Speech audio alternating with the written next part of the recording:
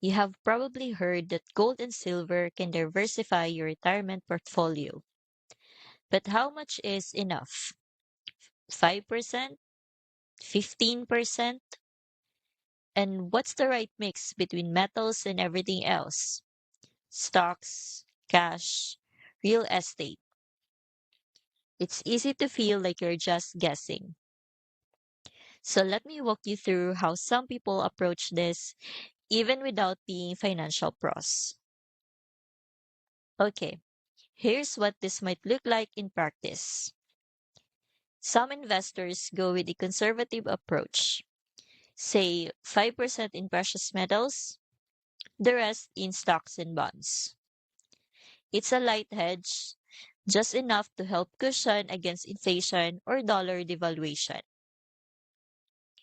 Others go heavier, maybe 10 to 15%, especially if they're worried about market volatility or want more protection outside traditional financial systems. You don't need to go all in to benefit. Even a small portion in physical gold or silver can act as insurance in your portfolio, especially during downturns.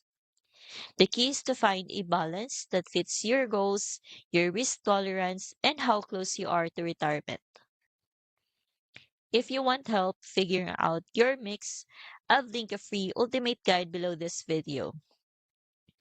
The Gold and Silver IRA guide goes into different diversification strategies, how IRAs can hold physical metals, and how to customize your plan based on your needs. This guide doesn't push you into one size fits all advice.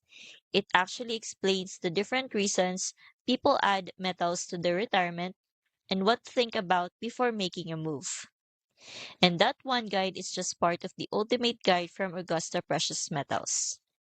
You will also get the Why Precious Metals and the Digital Dollar Report, all designed to help you make smarter, more informed decisions.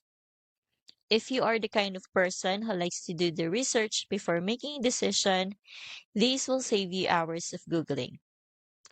It's totally free. Just hit the link in the description.